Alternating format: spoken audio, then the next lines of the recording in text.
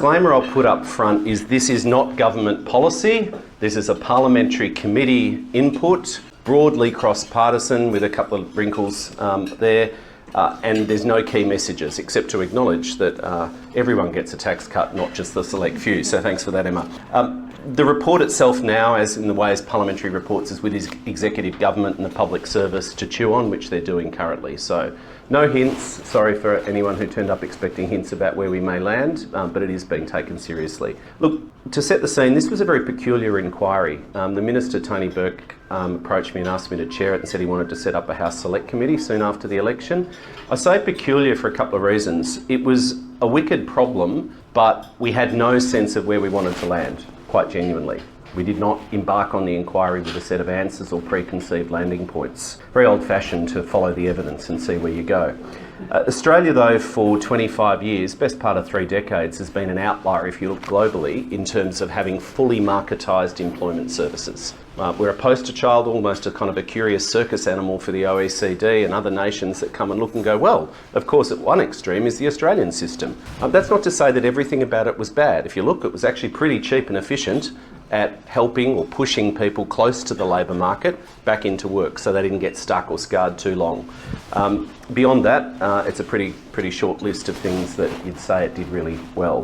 When we came to government, we had a natural question mark over close to $7 billion of contracts that had been signed just before caretaker period on the eve of an election. And I think an accumulated set of frustrations for members of the caucus over many terms and years, however long people had been there, about what we see in our electorate offices day to day from people who are just not supported by the system. The disclaimer, again, I'll put at the front, is there are so many truly wonderful people who work in this system and achieve small miracles, often against the odds. So none of this is a criticism of the workforce. And I'll touch on the workforce in a moment. It's an examination of the system. The other thing I'll just note is there was a very conscious choice, and I think what proved to be a wise choice by the Minister, to get a bunch of politicians to do this, as opposed to people much cleverer and much more expert than us. We could have got, professors, we could have got consultants, we could have got labour market experts. The previous reviews were well-intentioned, guided by the people who really know the system in and out. But I think for 2 reasons, and I think we've done justice to these aspects. One, there's an inherent set of questions that only politicians can answer in this. At the core of it, what is it reasonable for a society to expect people who are unemployed to do and require them to do? And what kind of help can be provided or should be provided. And second, to challenge existing orthodoxy, because much of the public service and indeed our great and the good in this sector, it's almost become like the boiled frog. We only know what we know because that's what we know. And why do we do it? Well, that's how we did it last year. So I think for those 2 reasons, they wanted a bunch of politicians to look at it. It was a genuine first principles inquiry, the first in 3 decades. We decided to read. We spent a few months reading and doing private hearings, finding the cleverest people we could. I did a coming out speech, as I call it, to the CEOs of NESA, where we threw a few rocks in the pond, provided a critique and analysis, and I think got people to realise we were deadly serious about having a fresh look at things. We did a submission guide, and then there was 12 months of sleeves rolled up work with hearings, submissions, visits, including engagement with at least 12 other nations directly through the OECD in Paris, and then some European comparators who had different systems to ours. So we took it seriously. I can say on a personal level, it was, and I see Alison and people I worked with, Julian, in the department in previous lives, it was probably the most complex piece of public policy review that I've done. And I've looked after metropolitan planning strategy, business engagement, all sorts of different things. And probably for 9 months, I had a sense of personal panic and confusion because I genuinely had no idea. The more you learnt, the more confused you got about what on earth you would do. And you've always got to have a view about where you might land. It was like the elephant in the sort of wardrobe, or the monster in the wardrobe. At some point, we're going to have to write a report. But I crossed the Rubicon mid last year when I concluded very clearly that not just does the system not work effectively, it actually can't work effectively in the way it's been designed because of some fundamental flaws. And I'll just highlight 2 up front. One is what I'd argue, and we argued in the report, is a flawed theory of unemployment that we've been guided by since the Howard years, which suggests that unemployment is always an individual personal failing. And that's the whole ideology that has sat around and driven the myth of the dole bludger, that anyone who is out of paid employment, there's something wrong with them and it's their fault. completely ignores the realities of friction through the labour market in a market economy, but more fundamentally, it ignores the myriad of structural barriers which confront a lot of our citizens, be that limited capacity, a lack of skills because of early life issues, fetal alcohol syndrome, all sorts of things that the individual is just not going to succeed. The most pernicious we found around the country is age discrimination, some of the most impactful conversations with people who've worked all their lives and through all of the vagaries of life are not in work now, and they can't get back into work because of structural discrimination, whether it's disability, health and so on, or episodic mental illness, episodic health conditions. So all of these things which are part of the human condition are just not taken into account in this theory of unemployment that it's always your fault. The second flawed belief that you've got to understand right up front to make sense of where we've landed is this flawed belief that more competition will always somehow magically deliver better outcomes for vulnerable people or vulnerable consumers, if you want to use that language. That's not to say there's not a role for contestability and choice. There is. We're not recommending recreating a giant monolithic bureaucracy that does everything. Disappointing some. We got those submissions, but it's a flawed belief that the way that theories of competition and marketisation have been applied, we argue. So where we landed was that it's more than just tinkering, and then when I said I was confused and panicked for about 6 or 9 months, you sort of spent some days thinking, oh yeah, okay, maybe they've got a point, maybe if we just tinker with the incentives and change the commissioning models and redraw the regions, then it'll all be okay.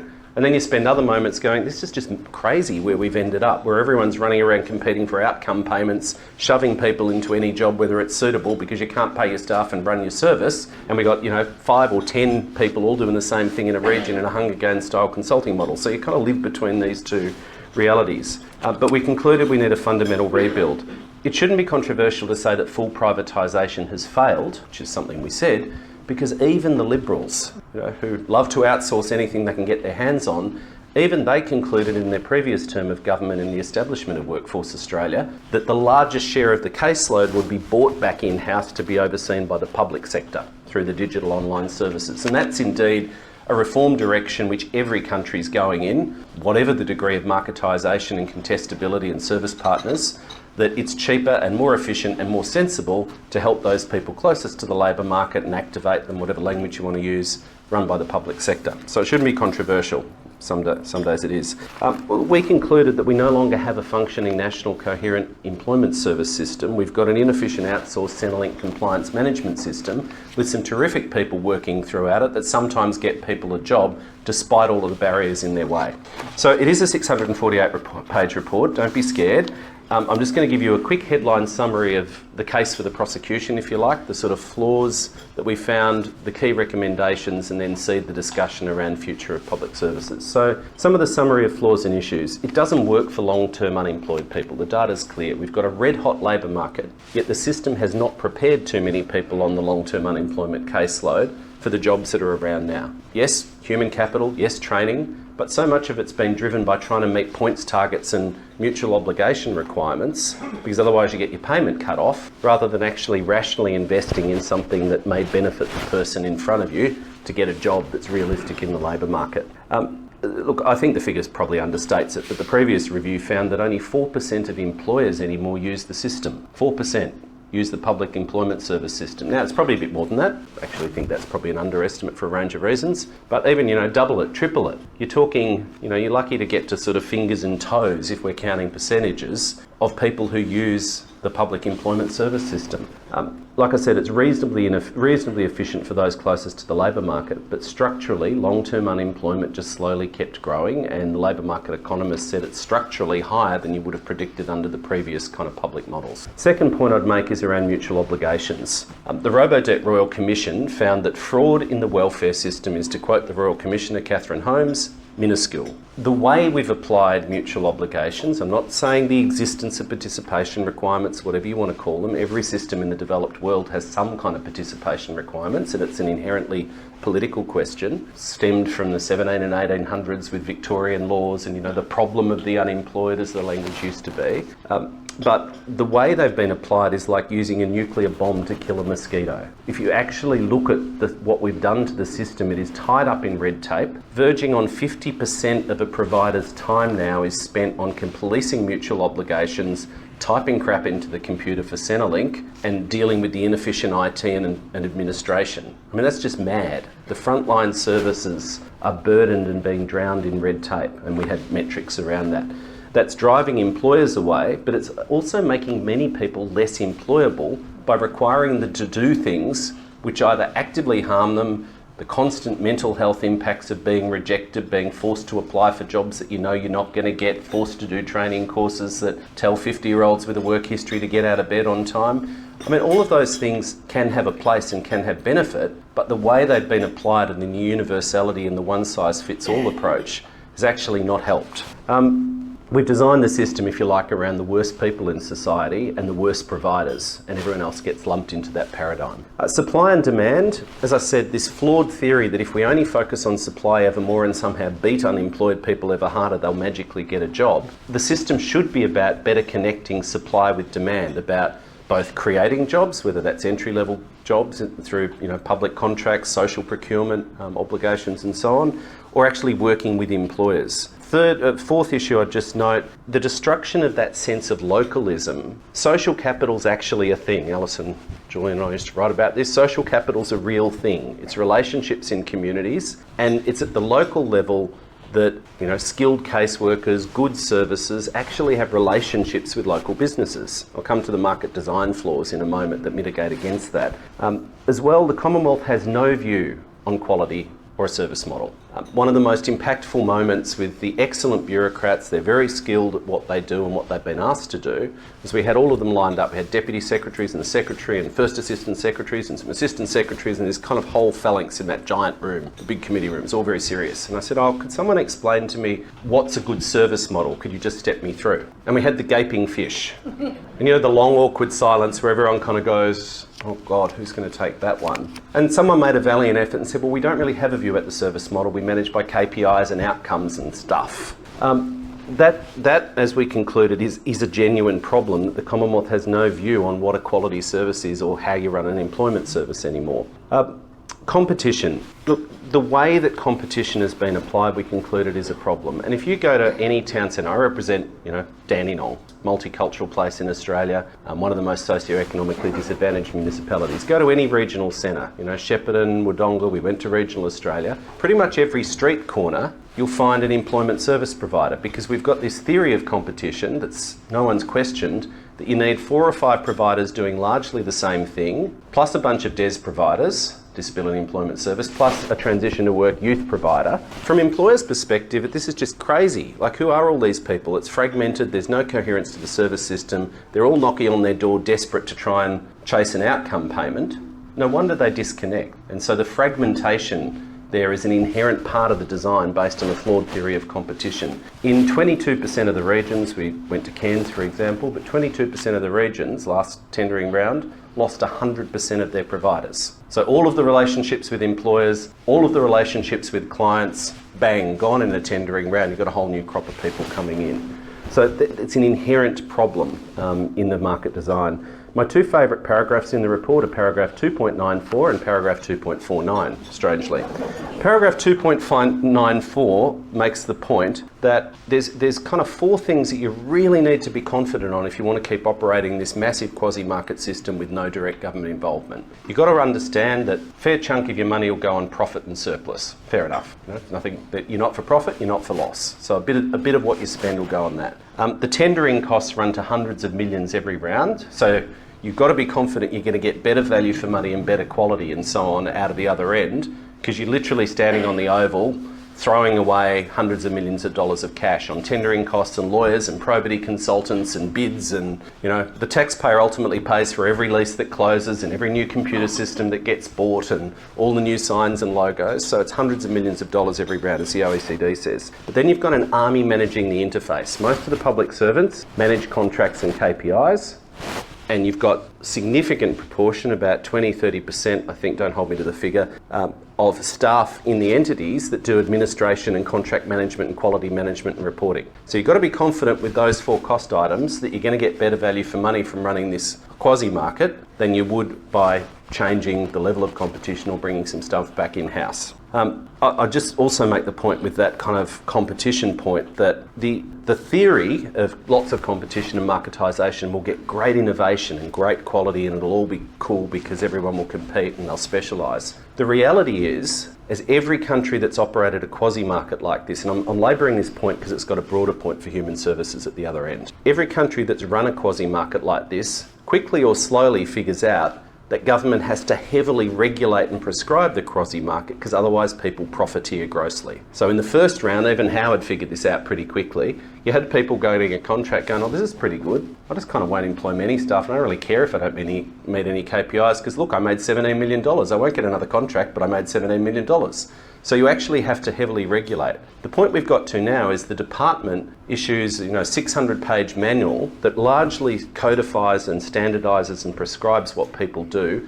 It limits innovation, and then the Hunger Games contracting model means everyone lives in fear of losing their contract, so they all largely do the same thing. They'll put different face on it, they'll get a bit of different service model, but they converge at the same point. There's very little overperformance and excellence. There's relatively little awful performance. Most of them cluster within a median band. So you kind of scratch your head and go, well, where are the benefits of all this competition and choice from the Hunger Games model? Final couple of things I just note as problems. The workforce, it's a deprofessionalised, de-unionised, female-dominated, low-paid workforce. Oh, another one of those.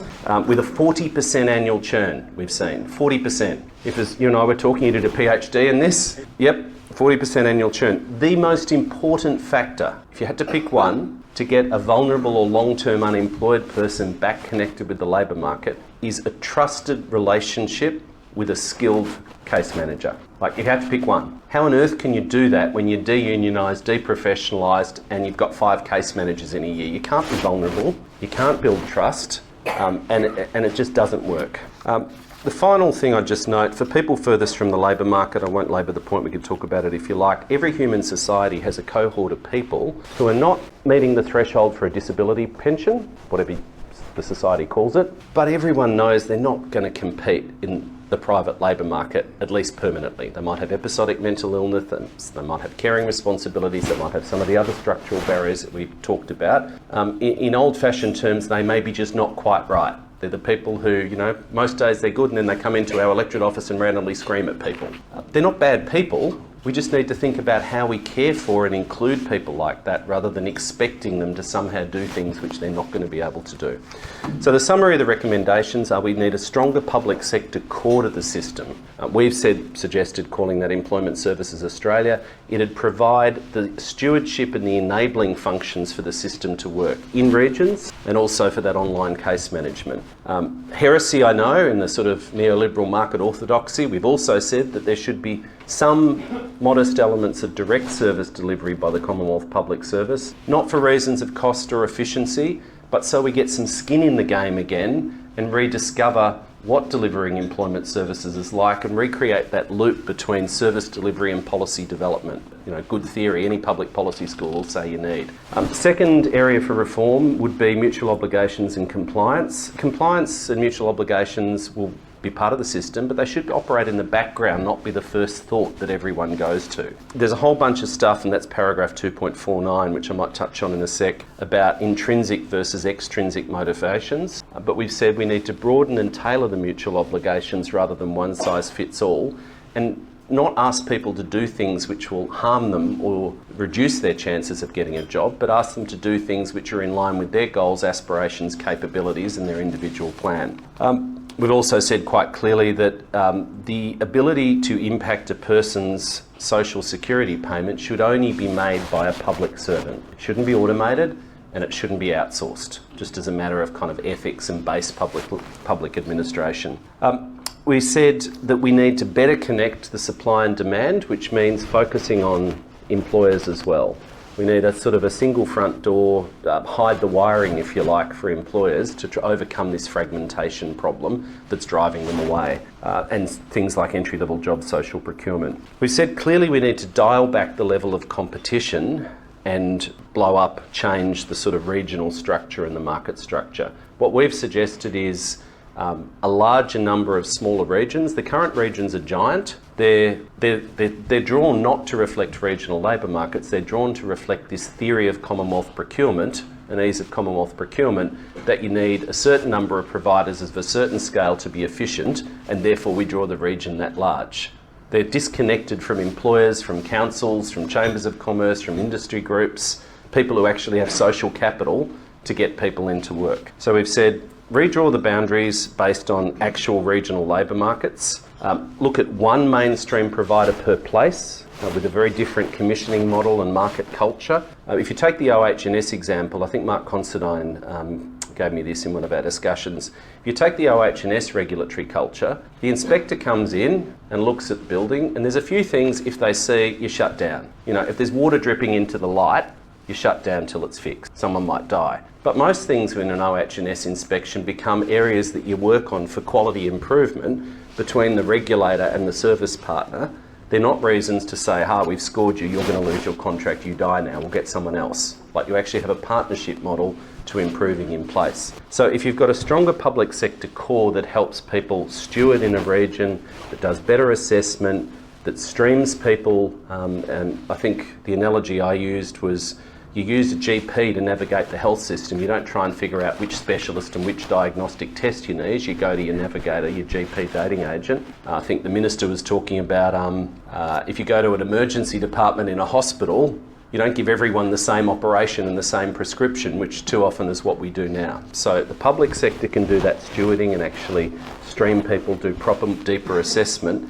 And then you've got a richer ecosystem of providers and options for people in place. You might have a mainstream provider, the obvious specialist providers are called, this is what the evidence says. You probably need a culturally and linguistically diverse provider. You definitely need a standalone youth service, different pedagogy, different way of engaging in services, different issues with aspiration and so on. You need disability services, which are there, whatever model you put them in. Definitely Indigenous services. We've quoted the Productivity Commission's work that Aboriginal community-controlled organisations are going to get better results overall. So we've given a strong rec there. But also ex-offender services, which are just dreadful. So that's a state and territory Commonwealth issue that we said needs a standalone service.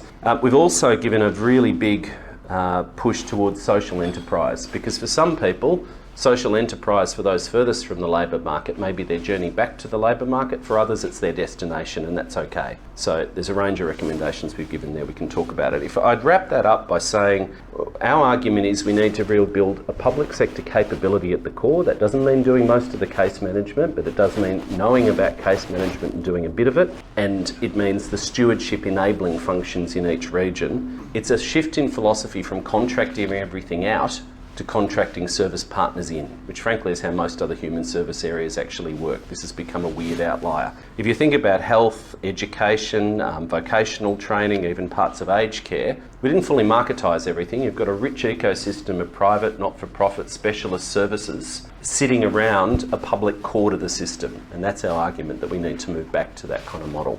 Workforce, as I said, the single most important factor. We've said unashamedly we need to re-professionalise. We can touch on that if people are interested. The last couple of sort of headline recs. If you look at our spend as compared to the OECD, Australia in aggregate spends about half the OECD average on employment services writ large. If you disaggregate that, we spend more than the OECD average on the operating core of the system, but we spend a fraction of the OECD average on active labour market programs, paid internships, workplace-based training. Now, I know this is controversial with some of our ACTU friends at times, but our argument is that we've got to, yes, human capital's important, yeah, TAFE courses have a role, but the evidence internationally is clear that for people furthest from the labour market, training based in workplaces, training by employers, is more effective to reintegrate someone and give them a go. That raises a whole lot of issues. Yes, some people won't work out, I get that, and yes, you've got to deal with integrity and cheating the system, but it is a significant shift in how we should be thinking about investing through active labour market programs. So our argument very, very clearly is it's much better to pay an employer, provided the integrity things are managed, to give someone a go and put wraparound support and training in, whatever the wraparound support needed, ultimately that's a better investment for society than what we're currently doing, or just leaving people on unemployment benefits. So we shouldn't be scared to invest more money in well-designed programs there, which frankly I think is what your government did with Working Nation, and there's a lot to commend with some of those program designs. Not a lot new in this space, it's a bit back to the future.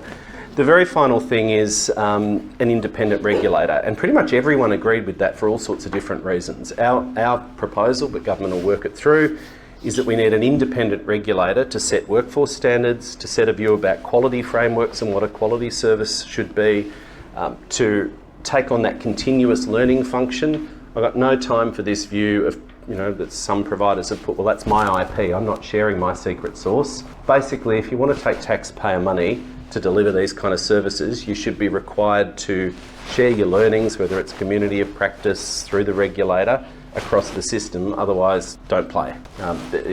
We have to find a way to share learnings across the system and what good practice is. Advising on pricing and funding, and also a complaints management function independent of providers in the department. So they could sit, we think, in a regulator. You can design it in different ways. Final couple of things in terms of next steps.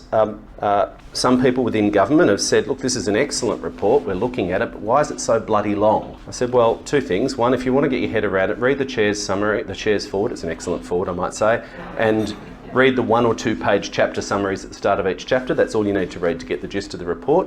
But the primary audience for this, multiple audiences, the primary audience is actually the Commonwealth Public Service. I just want to read you 2 paragraphs to emphasise that point. Most people would be familiar with Terry Moran, who's been banging on about the need for reform in this area for years and years. I caught up with him a few times. I won't verbal him further, but let me read this paragraph. Numerous experts, academics, former senior public servants and practitioners have cautioned the committee that the biggest obstacle to system reform is likely to be entrenched resistance, even hostility, in parts of the Australian public service. Given a decades-long belief in full marketisation, a lack of experience in service delivery, and the sheer convenience of being able to blame contractors for systemic failures. As outlined in the report, successive governments and senior bureaucrats have remained detached from the messy reality of communities, regional labour markets and service delivery.